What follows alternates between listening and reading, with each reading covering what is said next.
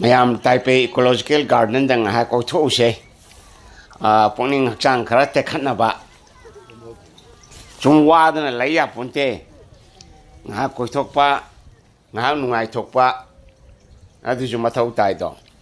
chaning lai mana garden ji dang ha ko ru se na ko ru bani paseng bagi di sigi mafam ji sigi lekol ji sigi ecological garden ji kogi ROC Taiwan Republic of China gi makok oina lamjing lamtak lamba Chiang Kai-shek President Chiang Kai-shek General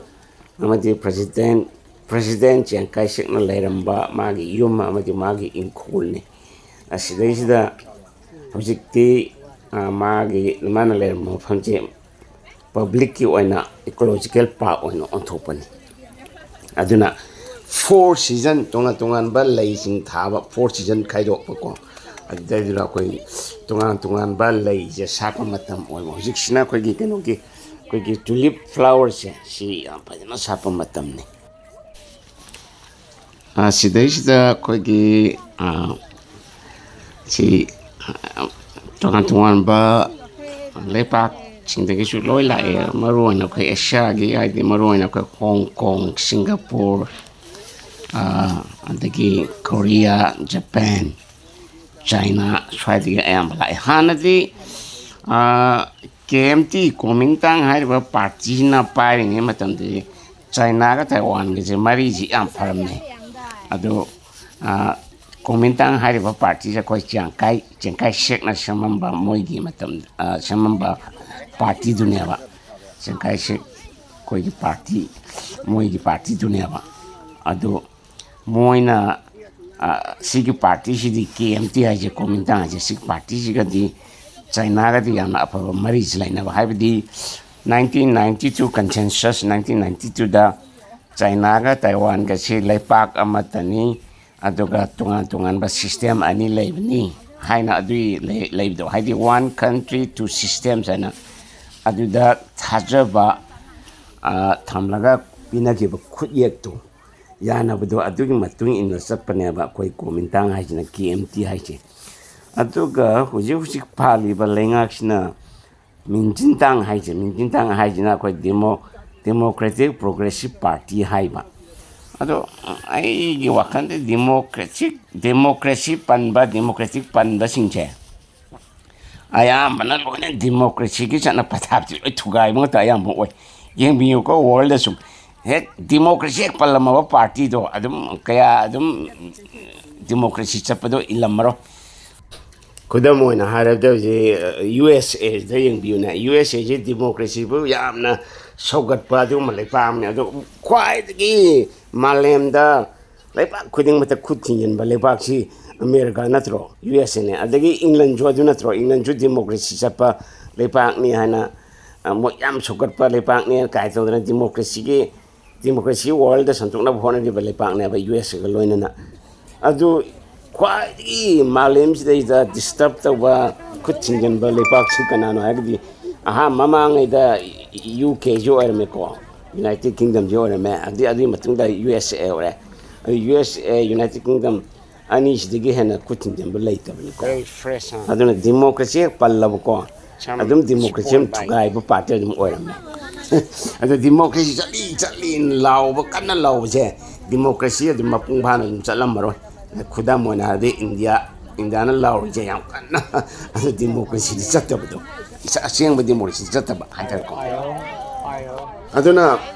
hana KMT na palingi matam de China de ki yam lam ne sida koi tourist ko mai China ju sel kan paklam yam lam ne sida adu for the last about 9 years sidina coming akoi gi minjintang ai di akoi DPP arba party na pan bagi ko China gi tourist mayam ama laktre sida ai pali balenga kina restriction mayam am thamjan ba adu welcome se to da aduna akoi economic akoi tourist gi tourism gi talam ba chen mayam do hojikti tandre aduna Taiwan gi economic ju yam sonthei aduna sina hoi political side later ko aduga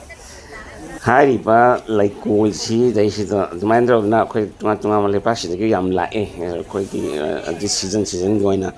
ꯇꯣꯉꯥꯟ ꯇꯣꯉꯥꯟꯕ ꯑꯩꯈꯣꯏꯒꯤ ꯂꯩ ꯃꯈꯜ ꯃꯈꯜꯁꯦ ꯁꯥꯠꯄ ꯃꯇꯝꯗ 4 season ꯑꯣꯏꯅ ꯈꯥꯏꯗꯣꯛꯑꯒ ꯑꯩꯈꯣꯏ ꯃꯤꯌꯥꯝꯗ ꯑꯣꯄꯟ ꯇꯧꯕꯅꯦ ꯁꯤꯒꯤ ꯇꯥꯏꯄꯦꯏ ꯏꯀꯣꯂꯣꯖꯤꯀꯦꯜ ꯒꯥꯔꯗꯦꯟ ꯍꯥꯏꯔꯤꯁꯦ ꯑꯗꯣ ꯌꯥꯝꯅ ꯁꯤꯗꯩꯁꯤꯗ ꯑꯗꯨꯝ ꯂꯥꯛꯑꯒ ꯑꯩꯈꯣই ꯁꯦꯜ ꯈꯤꯇꯪ ꯇꯤꯀꯦꯠꯁꯨ ꯍꯣꯡꯕꯅꯦ ꯑꯗꯨꯝ ꯑꯗꯣ ꯉꯁꯤꯗꯤ ꯇꯤꯀꯦꯠꯁꯨ ꯂꯧꯗ꯭ꯔꯦ ꯇꯤꯀꯦꯠꯁꯨ ꯑꯝꯇ ꯀꯛꯇꯦ ꯉꯁꯤꯗꯤ ꯐ꯭ꯔꯤꯅꯦ ꯃꯤꯌꯥꯝ ꯁꯨꯃꯥꯏꯅ ꯇꯧꯅ ꯃꯣꯏ ꯆꯌꯣꯜ ꯑꯃꯗ ꯑꯃꯨꯔꯛ ꯑꯅꯤꯔꯛ ꯑꯗꯨꯝ ꯐ꯭ꯔꯤꯗ ꯑꯗꯨꯝ ꯆꯪꯍꯟꯕ ꯃꯤꯌꯥꯝꯁꯦꯀꯣ ꯑꯗꯨꯅ ꯁꯤꯗꯩꯗ ꯆꯪꯉꯒ ꯑꯗꯨꯝ ꯁꯨꯝ ꯌꯦꯡꯕ ꯈꯣꯠꯄ ꯌꯥꯝꯅ ꯄꯨꯛꯅꯤꯡꯁꯦ ꯌꯥꯝꯅ ꯐ꯭ꯔꯦꯁ ꯑꯣꯏꯍꯟꯕ ꯍꯥꯏꯇꯥꯔꯦꯀꯣ ꯇꯦꯛꯈꯠꯍꯟꯕ ꯍꯥꯏꯇꯥꯔꯦꯀꯣ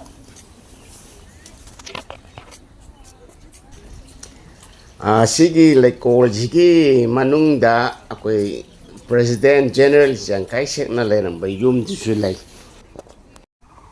ꯁꯤꯅ ꯑꯩꯈꯣꯏꯒꯤ ꯆꯤꯌꯥꯡꯈꯥꯏ ꯁꯦꯛꯀꯤ ꯃꯥꯒꯤ ꯃꯌꯨꯝ ꯁꯤꯗꯩꯗ ꯃꯥꯒꯤ ꯃꯌꯨꯝꯁꯤ ꯂꯩꯔꯦ ꯁꯤꯗꯩꯗ ꯌꯥꯝꯅ ꯏꯆꯝ ꯆꯝꯅ ꯂꯩꯔꯝꯕꯖꯥꯠꯅꯤꯗ ꯇꯥꯏꯋꯥꯟ ꯍꯥꯏꯔꯤꯁꯦ ꯔꯤꯄꯕ꯭ꯂꯤꯛ ꯑꯣꯐ ꯆꯥꯏꯅꯥꯅ ꯃꯇꯝꯗꯨꯗ USAꯅ ꯑꯩꯈꯣꯏ UNOꯅ ꯔꯤꯀꯣꯛꯅꯥꯏꯖ ꯇꯧꯔꯝꯕ ꯌꯨꯅꯥꯏꯇꯦꯠ ꯅꯦꯁꯟꯅ ꯔꯤꯀꯣꯛꯅꯥꯏꯖ ꯇꯧꯔꯝꯕ ꯂꯩꯄꯥꯛ ꯑꯃꯅꯦꯕ ꯇꯥꯏꯋꯥꯟꯁꯦ ꯃꯇꯝꯗꯨꯗ ROCꯅ ꯃꯇꯝꯗꯨꯗ ꯂꯩꯔꯝꯕꯅꯦ ꯑꯩꯈꯣꯏꯒꯤ ꯆꯤꯌꯥꯡꯈꯥꯏꯁꯦ ꯁꯤꯗꯩꯁꯤꯗ ꯑꯗꯣ ꯌꯥꯝ ꯏꯆꯝ ꯆꯝꯅ ꯂꯩꯔꯝꯕꯅꯤꯗ ꯑꯗꯨ ꯃꯇꯝꯗꯨꯗ ꯄ꯭ꯔꯥꯏꯝ ꯃꯤꯅꯤꯁꯇꯔꯒ ꯑꯣꯏꯔꯝꯕꯗꯣ ꯑꯁ ꯑꯗꯨꯗꯤ ꯃꯌꯨꯝ ꯑꯃꯐꯥꯎ ꯂꯩꯔꯝꯗꯦ ꯍꯥꯏꯔꯤꯕꯅꯦ ꯀꯌꯥꯝ ꯆꯝꯅ ꯂꯩꯔꯝꯒꯦꯗ ꯇꯥꯏꯋꯥꯟꯒꯤ ꯂꯨꯆꯤꯡꯕꯁꯤꯡꯁꯤꯅꯀꯣ ꯑꯗꯣ ꯍꯧꯖꯤꯛꯇꯤ ꯑꯗꯨꯝꯕꯗꯨ ꯋꯥꯠꯂꯦ ꯁꯤꯗꯁꯨ ꯁꯤ ꯃꯅꯨꯡꯗ ꯂꯩꯁꯦ ꯏꯆꯝ ꯆꯝꯅ ꯌꯨꯝ ꯑꯃ ꯈꯔ ꯄꯥꯛꯇꯛꯅ ꯃꯊꯣꯟ 2 ꯇꯧꯔꯒ ꯂꯩꯔꯤꯁꯦ ꯑꯁꯤ ꯆꯤꯌꯥꯡꯈꯥꯏ ꯁꯦꯛꯅ ꯂꯩꯔꯝꯕꯅꯤ ꯏꯁꯤ ꯄꯤꯁꯛ ꯄꯤꯛ ꯂꯩꯁꯦ ꯃꯁꯦ ꯑꯁꯤꯗꯤ ꯑꯩꯈꯣꯏ ꯃꯅꯤꯄꯨꯔꯗ ꯂꯩꯕ MLA ꯑꯃꯅ ꯗꯃꯥ ꯍꯦꯜꯂꯝꯒꯅꯦꯕ ꯃꯣꯏ ꯃꯌꯨꯝꯅ ꯍꯦꯟꯅ ꯆꯥꯎꯅ ꯂꯩꯕꯀꯣ ꯁꯦꯜꯗꯨꯅ ꯀꯗꯥꯏꯗꯒꯤ ꯃꯤꯌꯥꯝꯗꯒꯤ ꯆꯨꯞꯄ ꯑꯣꯀꯦ ꯂꯩꯀꯣꯜꯂꯣꯝꯗ ꯑꯃꯨꯛ ꯍꯟꯖꯤꯜꯂꯛꯄꯗ ꯁꯤ ꯂꯩꯀꯣꯜꯁꯦ ꯑꯌꯥꯝꯕꯅ ꯀꯩꯅꯣꯒꯤ ꯑꯩꯈꯣꯏꯒꯤ ꯏꯃꯨꯡ ꯃꯅꯨꯡ ꯐꯦꯃꯤꯂꯤ ꯑꯣꯏꯅ ꯑꯌꯥꯝꯕ ꯂꯥꯛꯅꯩ ꯑꯩꯈꯣꯏꯒꯤ ꯏꯃꯨꯡ ꯃꯅꯨꯡ ꯑꯗꯨ ꯁꯤꯗꯩꯁꯤꯗ ꯑꯩꯈꯣꯏ ꯏꯚꯟ ꯋꯤꯜ ꯆꯤꯌꯔꯐꯥꯎ ꯏꯜꯂꯒ ꯑꯩꯈꯣꯏꯒꯤ ꯑꯍꯜ ꯂꯃꯟꯁꯤꯡ ꯑꯗꯨꯝ ꯄꯨꯔꯛꯑꯒ ꯑꯗꯨꯝ ꯌꯦꯡꯍꯜꯂꯦ ꯃꯐꯝ ꯁꯤꯗꯩꯁꯤꯗ ꯇꯨꯂꯤꯞ ꯁꯤꯖꯟꯅꯤꯅ ꯐꯖꯅ ꯂꯩꯁꯦ ꯐꯖꯅ ꯁꯥꯠꯂꯦ ꯇꯣꯉꯥꯟ ꯇꯣꯉꯥꯟꯕ ꯑꯉꯥꯡꯕ ꯑꯉꯧꯕ ꯑꯗꯒꯤ ꯍꯪꯒꯥꯝꯄꯥꯟ ꯃꯆꯨ ꯄꯤꯡ ꯀꯂꯔ ꯄꯔꯄꯜ ꯀꯂꯔ ꯂꯣꯏ ꯁꯨꯔꯦ ꯍꯥꯏꯗꯨꯅꯤ ꯐꯖꯩ ꯌꯦꯡꯕꯗ ꯌꯥꯝ ꯅꯨꯡꯉꯥꯏ ꯑꯗꯣ ꯂꯥꯛꯏꯕ ꯃꯤꯌꯥꯝꯁꯤꯁꯨ ꯑꯌꯥꯝꯕꯅ ꯂꯣꯏꯅ ꯗꯤꯁꯤꯄ꯭ꯂꯤꯟ ꯂꯩꯅꯕꯅꯤꯅ ꯂꯩ ꯅꯨꯡꯁꯤꯗꯩꯗ ꯁꯣꯛꯄ ꯈꯣꯠꯄ ꯍꯦꯛꯄ ꯈꯣꯠꯄ ꯇꯧꯗꯦ ꯑꯗꯨꯅ ꯂꯩꯁꯤꯡꯁꯤꯁꯨ ꯄꯥꯝꯕꯤꯁꯤꯡꯁꯤꯁꯨ ꯐꯖꯅ ꯃꯅꯤꯡ ꯇꯝꯅ ꯁꯥꯠꯆꯕ ꯐꯪꯉꯦ ꯍꯥꯏꯗꯨꯅꯤ ꯐꯦꯃꯤꯂꯤ ꯑꯣꯏꯕ ꯒꯥꯔꯗꯦꯟ ꯍꯥꯏꯇꯥꯔꯦꯀꯣ ꯑꯗꯨꯒꯨꯝꯕ ꯅꯨꯡꯁꯤ ꯅꯨꯡꯉꯣꯟꯒꯤ ꯑꯗꯨꯝꯕ ꯃꯐꯝꯗꯤ ꯑꯣꯏꯗꯦ ꯑꯌꯥꯝꯕꯅ ꯁꯤꯗ ꯂꯥꯛꯅꯩꯁꯦ ꯑꯌꯥꯝꯕꯅ ꯂꯣꯏꯅ ꯐꯦꯃꯤꯂꯤꯅ ꯑꯌꯥꯝꯕ ꯂꯥꯛꯅꯩ ꯒ꯭ꯔꯨꯞꯇ ꯍꯦꯡꯉꯣ ꯇꯧꯐꯝ ꯅꯠꯇꯦ ꯍꯥꯏꯇꯥꯔꯦ ꯌꯥꯝ ꯐꯖꯩ ꯑꯗꯣ ꯃꯔꯛ ꯃꯔꯛꯇ ꯃꯣꯏ ꯀꯩꯅꯣꯒꯤ ꯑꯩꯈꯣꯏꯒꯤ ꯃꯣꯗꯦꯜꯁꯤꯡꯁꯨ ꯂꯥꯛꯏ ꯁꯤꯗꯩꯗ ꯃꯣꯏ ꯚꯤꯗꯤꯑꯣ ꯂꯧꯕ ꯐꯣꯇꯣ ꯁꯨꯇꯤꯡ ꯇꯧꯕ ꯑꯗꯒꯤ ꯑꯩꯈꯣꯏꯒꯤ ꯀꯩꯅꯣꯒꯤ ꯂꯨꯍꯣꯡꯕꯒꯤ ꯑꯗꯨꯒꯨꯝꯕ ꯐꯣꯇꯣ ꯀꯥꯞꯄ ꯈꯣꯠꯄꯁꯨ ꯌꯥꯝ ꯂꯥꯛꯑꯦ ꯁꯤꯗꯩꯁꯤꯗ ꯑꯗꯒꯤ ꯃꯦꯒꯥꯖꯤꯟꯒꯤ ꯑꯩꯈꯣꯏꯒꯤ ꯑꯗꯩ ꯐꯤꯂꯝ ꯑꯗꯒꯤ ꯁꯣꯔꯠ ꯐꯤꯂꯝ ꯍꯥꯏꯇꯥꯔꯦꯀꯣ ꯑꯗꯨꯒꯨꯝꯕ ꯑꯗꯒꯤ ꯑꯁꯨꯃꯥꯏꯅ ꯃꯣꯏ ꯂꯥꯛꯏ ꯃꯔꯛ ꯃꯔꯛꯇ ꯑꯗꯨꯝ ꯊꯦꯡꯅꯩ ꯑꯩꯈꯣꯏꯅ ꯑꯗꯣ ꯑꯩꯈꯣꯏꯅ ꯅꯣꯡ ꯐꯥꯗꯣꯛ ꯆꯠꯄꯗ ꯊꯦꯡꯅꯔꯕꯅꯤ나 ꯑꯇꯩ ꯅꯨꯃꯤꯠꯇꯗꯤ ꯌꯥꯝ ꯂꯥꯡꯒꯅꯤ ꯐꯖꯩꯗ ꯁꯤ ꯁꯨꯃꯥꯏꯅ ꯂꯩꯀꯣꯜ ꯍꯥꯏꯁꯦ ꯂꯩꯕꯨꯗꯤ ꯑꯩꯈꯣꯏ ꯏꯔꯝꯗꯝꯁꯤꯁꯨ ꯂꯩꯕꯨꯗꯤ ꯁꯤ ꯂꯩ ꯃꯌꯥꯝꯁꯦ ꯑꯌꯥꯝꯕ ꯂꯩꯔꯝꯒꯅꯦꯕꯀꯣ ꯑꯗꯣ ꯂꯩꯕꯗꯨꯒꯤ ꯋꯥꯐꯝ ꯅꯠꯇꯦꯗ ꯑꯩꯈꯣꯏꯅ ꯀꯃꯥꯏꯅ ꯇꯧꯗꯅ ꯂꯩꯉꯥꯛꯅ ꯂꯣꯀꯦꯜ ꯂꯩꯉꯥꯛꯁꯤꯡꯗꯨꯅ ꯍꯥꯏꯗꯤ ꯁꯦꯝꯕꯤ ꯁꯥꯕꯤꯔꯤꯕꯁꯤꯡꯗꯨꯅ ꯃꯄꯨꯁꯤꯡꯗꯨꯅ ꯊꯝꯕꯒꯤ ꯍꯥꯏꯕꯗꯨꯅꯤꯗ ꯌꯥꯝꯅ ꯃꯔꯨ ꯑꯣꯏꯔꯤꯗꯤ ꯑꯗꯨꯅ ꯑꯩꯈꯣꯏꯅ ꯈꯨꯗꯝ ꯑꯣꯏꯅ ꯍꯥꯏꯔꯕꯗ ꯑꯩꯈꯣꯏ ꯃꯄꯥ ꯈꯨꯗꯤꯡꯃꯛ ꯃꯃꯥ ꯈꯨꯗꯤꯡꯃꯛ ꯃꯆꯥ ꯂꯣꯏ ꯅꯨꯡꯁꯤꯀꯣ ꯑꯗꯨ ꯅꯨꯡꯁꯤꯔꯤꯅꯦ ꯈꯨꯅꯨꯡꯁꯤꯗꯣ ꯂꯩꯌꯦꯕ ꯇꯣꯉꯥꯜꯂꯦꯕ ꯑꯗꯩ ꯃꯆꯥꯁꯦ macha machusing semba haise mapa mama loina semningi semmeba adu ju mai khusem खेनबदुने अदुना सिदैसिदा कोई लेकोल सिंगी थम्बसी अदुके मति याम फजना सेंबिरगा थम्मे यामना अदुना स्माइ थम्बसिना जु मोइ टूरिस्ट सिंग दगी लम कोब लाकपने खंगदे येंब लाकपने खंगरे तौबसिदा मोइ दगी सेंजी जो सिदगी सेंजी याम ताल यायबा माइना अदुना सेंबिरगा कोइ इरमदमदा जु फजब फ्रम याम लेको तो सेंबिबदो वाटपनिना adum mona thamba ade semgat piba watpa